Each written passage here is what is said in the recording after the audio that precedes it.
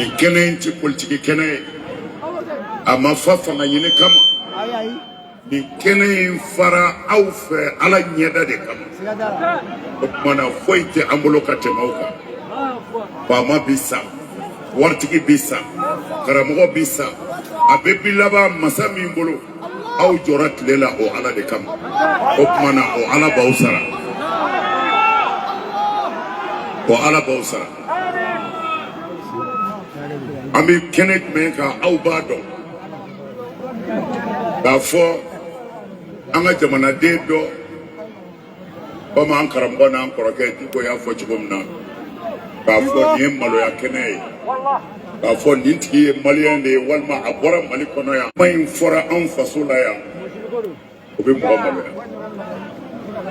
ode ya mbese kenakabi ode ya ubese ya dafo kurani abina defa ala nyekoro ka aka kanu yira ala la kata ala kirama sallallahu alaihi wasallam ni fembaye ausrabi alabu wallahi ni kenen ka anga dugule fole ko do ye turewi nyaare uli drafewe ambanga jamana fangafu gouvernement mimbe bara labbi ni ngoy ndamne ni sisanche ulap ni moye manga afani che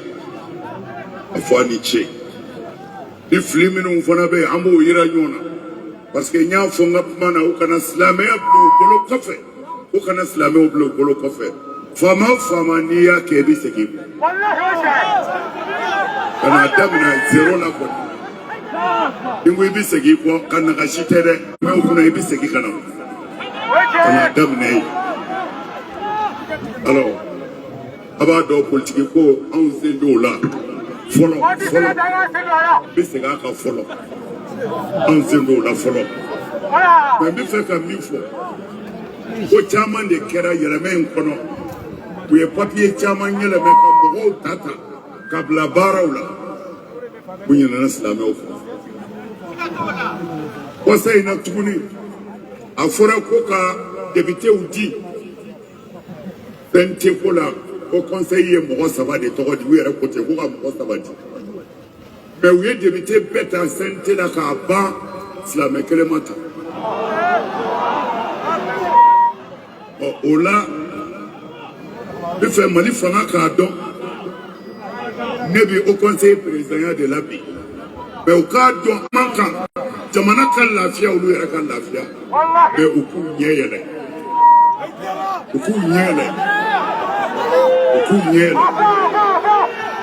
afin fekera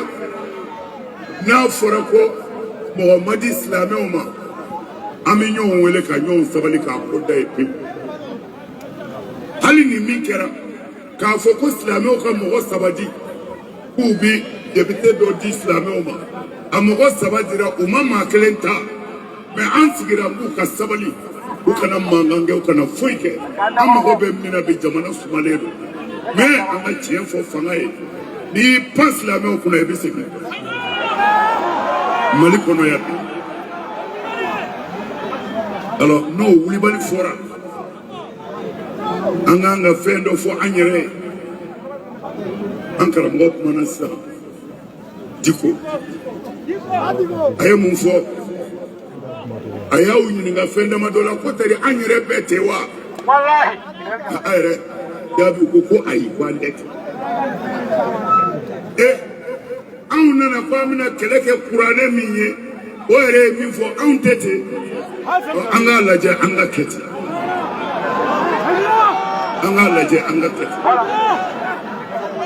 alako wa atasimu bihablillahi jami'an wal islamu aynu min alaka juba kelela au kana farade afle wasami kenakabi nde wahabiya ka wasai nde atoye di sufiya ka wasai nde islamu waraka wasai ni ampepe na ka wasadi ampepe manil farq manil muhi manil mumit manil nasir manil kafi wahid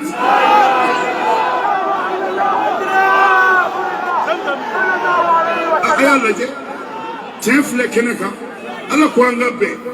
n'an ma bɛn an b'a ye alors an bɛ kɛnɛ de kan an ti wahabiya ka kɛnɛ kan an ti sufi ka kɛnɛ kan an ti fan wɛrɛ ka kɛnɛ kan an bɛ silamɛw de ka kɛnɛ kan o kumana silamɛw kan ka kɛ ta de ni silamɛw dɛsɛra o la ala bɛ tigɛ an na yabura maktani indallahi an taqulu wala tafalun anw de bɛ kuranɛ kalan an ka kadi kojugu nka a aya kelen tɛ an ɲɛ min labato